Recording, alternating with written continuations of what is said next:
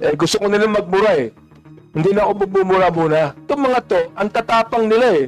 Ang tatapang sa pagmumura, nang wala tayong kalaban-laban. Ngayon, pag kaharap dito, hindi makaharap dito. Mga takot din pala yung mga yan eh. Please hold your fire, please. Hindi. Congressman, don't be so personal. Let's be more comprehensive on this approach. Binabasa ko lang po, binabasa ko lang eh. Sige. Kumarap ka dito, kumatapang ka. Hirap sa'yo eh, nagbumura ka. Nang dyan na wala kaming kalaban-laban. Humarap ka dito. Dito. Namo.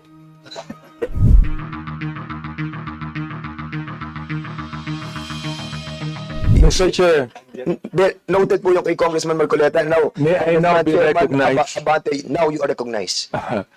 my query is if we have invited a certain Elizabeth Cruz, no? AKA Joey De Vibre, Mr. Chair. If we have invited her and she has an excuse letter, may I know what was the excuse, Mr. Chairman? Consent, please answer the query of Congressman Abante. Please.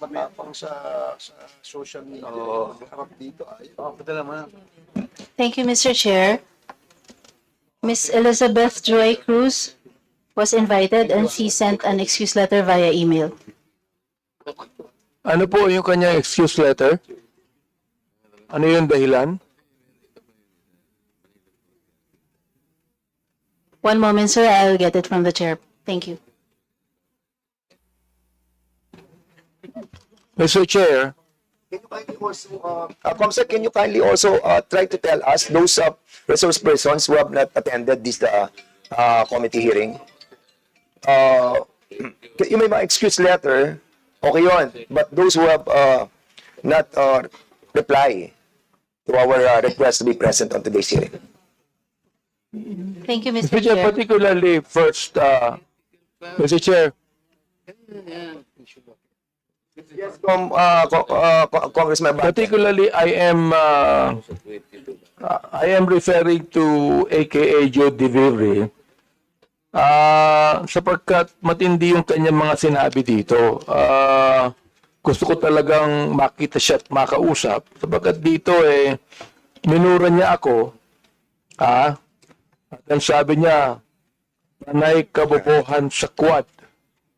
Sayang kuryente sa'yo. Huwag mo sa kanya. Ano yung pack you? Yung pack you. Hindi ko alam yung pack. Huwag mo na sabihin. Congressman Abante. Dali lang. Katutuloy ko lang buta. Mr. Chairman, Congressman, don't be so personal. Let's be more comprehensive on this approach. Binabasa ko lang po. Binabasa ko lang eh. Sige, go ahead. I'll give you Pangalawa, November 13, 2024, nagmura na naman siya. Hindi ko na babanggitin yung mura niya. Pag tinatanong kung anong legislation ginawa niyo in relation to this, BS, ano ba yung BS? BS inquiry, sasagot ka. Swelduhan ka ng taxpayers, gago.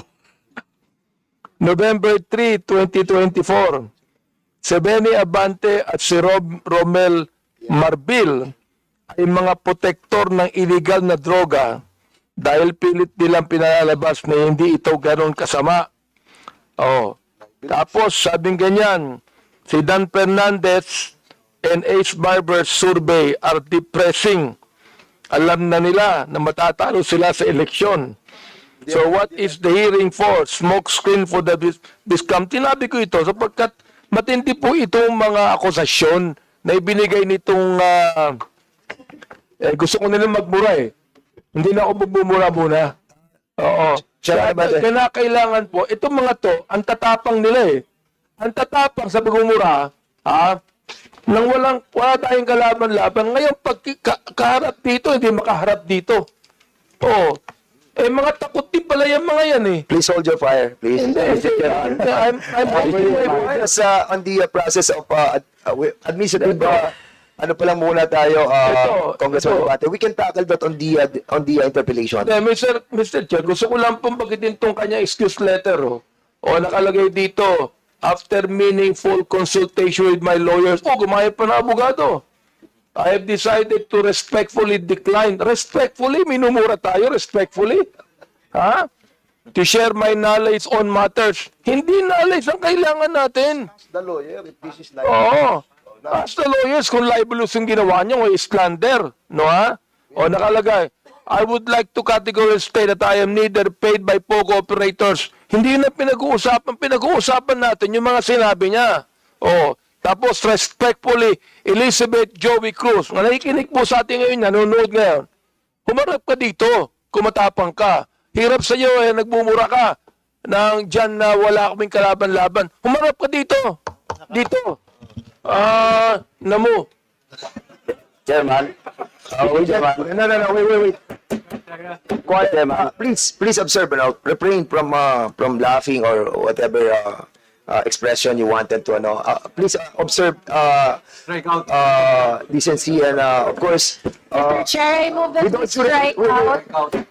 with all due respect, with Congressman Abante, I feel your sentiment, I feel your sentiment, but we are in the process of finding out the, yung pong implementation of the 10175, and I respect your freedom of expression, but what I'm trying to tell you is to refrain from the fire that you wanted to express, but for now, nandun pa lang po tayo sa administrative matter, and we wanted to finish that, and then we will be discussing or we will be approving the ground rules. Wala pa po yung ground rules, and kaya nga po, doon sana yung kay Chairman Abante, doon papatak yan sa ground rules. Anyway, having said that, siguro we'll proceed to the next item. Mr. of our Chair, agenda is to approve. So that we can have an orderly hearing, we must first approve the ground rules. I believe that the COMSEC has already distributed copies of the ground rules Correct. to the members present. So therefore, Mr. Chair, I move to approve the ground rules. Yes, there's a motion to approve the ground rules, and I believe that the members of this committee have already received the yung pong ground rules natin, and you have already read it. So siguro I need a second motion for this. Any second motion? Second. This was duly seconded. Any objection? Hearing none, the said motion is now approved. Administration of Hindi mo babasahin naman ang ground rules. So the next item of our agenda is for all the... Mr. Chair, Yes, Congressman Zamora. I would like to reiterate my earlier motion to strike out the expletive that was mentioned by my idol, Representative Abante. Earlier. Second motion. Mr. Chair, Second motion. I object because it was not expletive. Sinabi ko lang, namo. That can mean anything. That 1 can minute mean suspension. anything.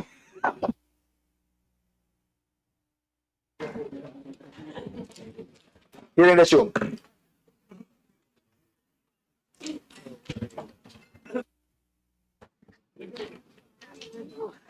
If that is the... Huh? So it was seconded, Mr. Chairman.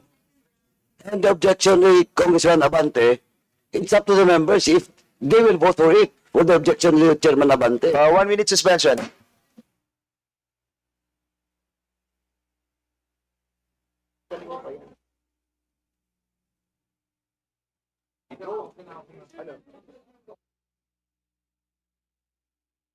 Okay na. Hearing resumed. So there's a motion to strike out the word that was delivered by Congressman Abante, and this was duly seconded. Any objection? Mr. Hearing none, Chair. that motion is approved. Mr. Okay, Chair, yes, I Congressman just would Abante. like to manifest na because it was a motion made by she's just like a daughter to me because her father is a very good friend of mine. So I would like to withdraw my objection, although it is not actually an expletive. Yeah. But I'm withdrawing it for the sake of the motion, Mr. Chair. So the next item of our agenda is the administering the oath of the resource persons. Those who have been invited to attend this committee hearing, please stand up, and the COMSEC is hereby directed to administer the oath of the resource persons.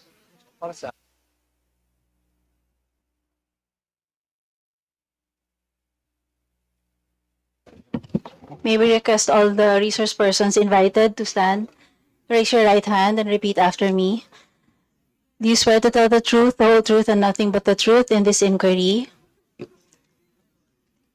Thank you. Please take your seat.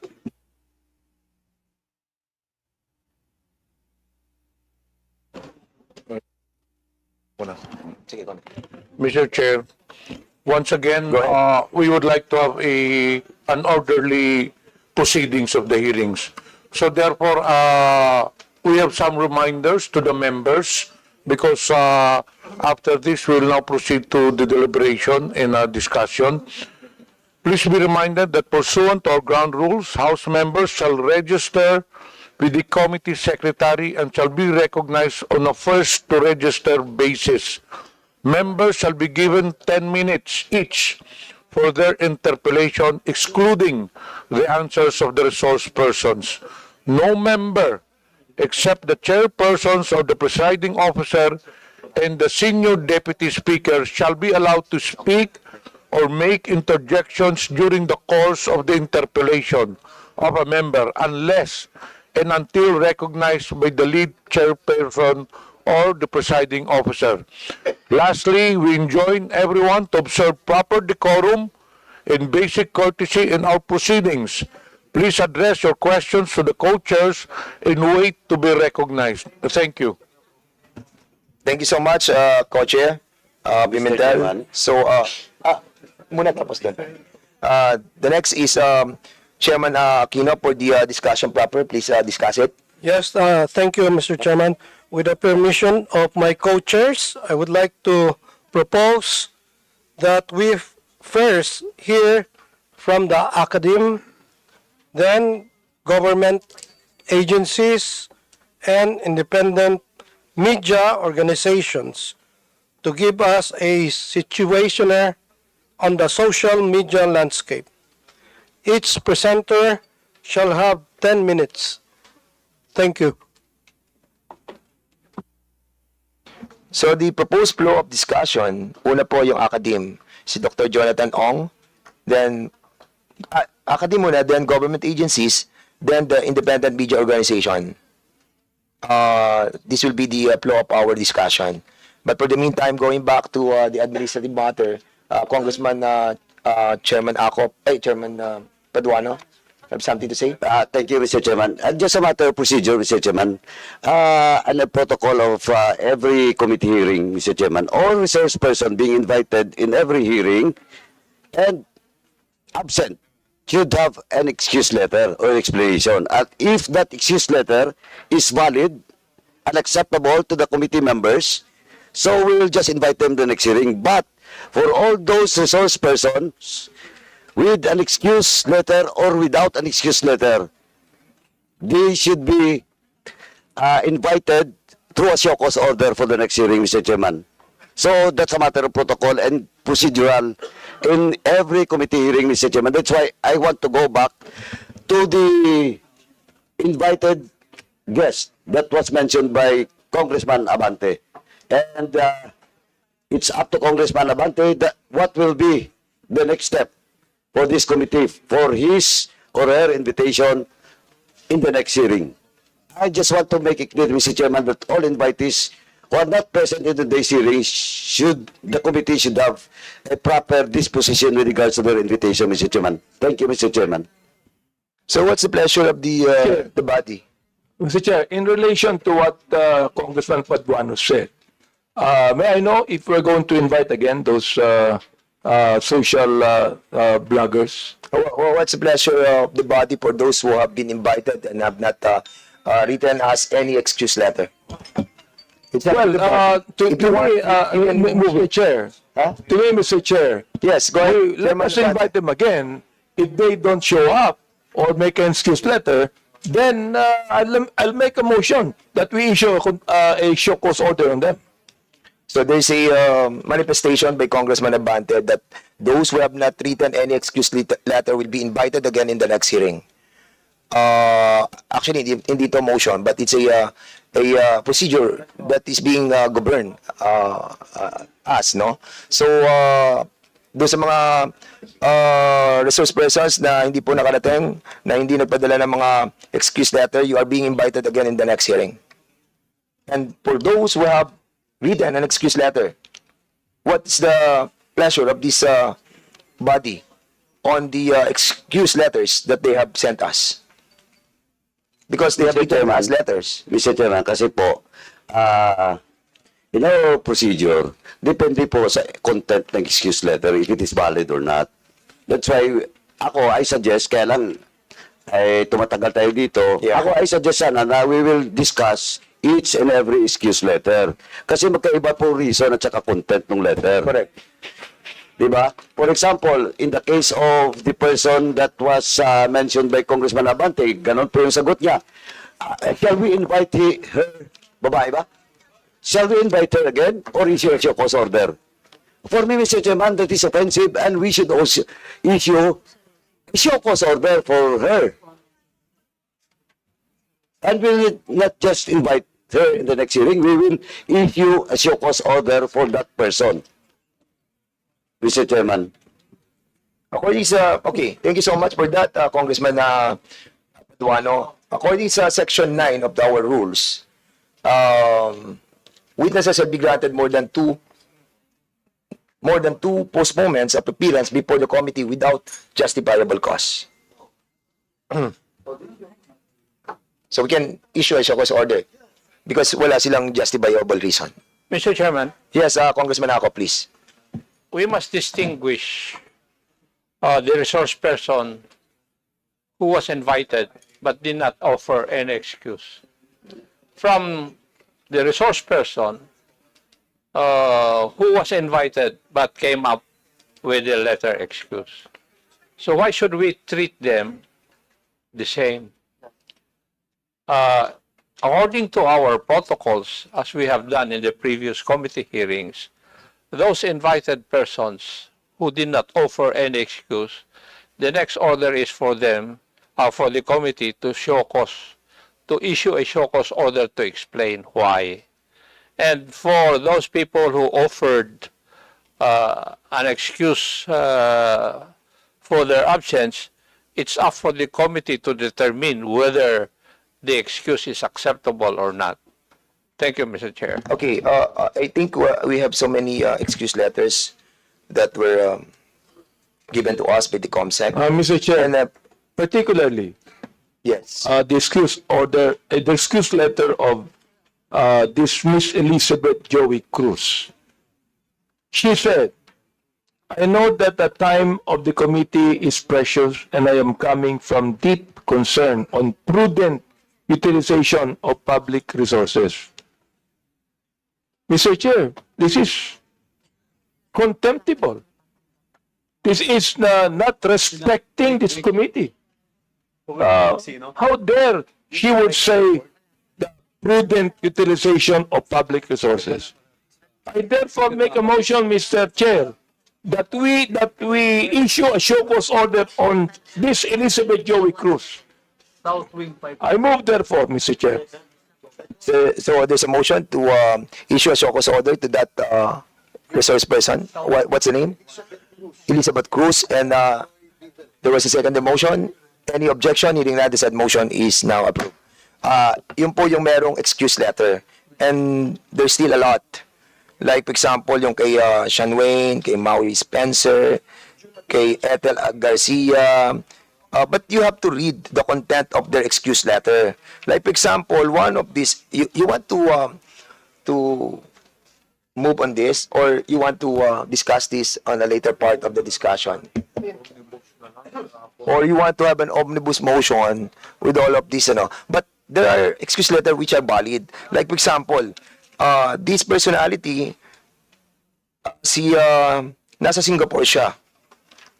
So, katulad nito, out of the country, si Maui Spencer, for not being there in our country yet. Nasa Singapore siya for vacation. So, I think excuse yung kanyang ano. Yung Attorney Abiles, sige. After having discussion with my lawyer, isa-isa na natin to kung gusto nyo. Okay, after having discussion with my lawyers, I regret to inform you that I won't be attending the hearing today because the objective of the hearing is an attempt to curtail the people's right to expression. So what? Kay June Abines. With that excuse letter, Mr. Chairman, I found it not valid and I moved to issue a show cause order for that June Abinas, Mr. Okay, Chairman. there's a motion to issue a show cause order to this resource person. Any second the motion? Second. There's a second the motion. Any objection? Hearing none, the said motion is now approved.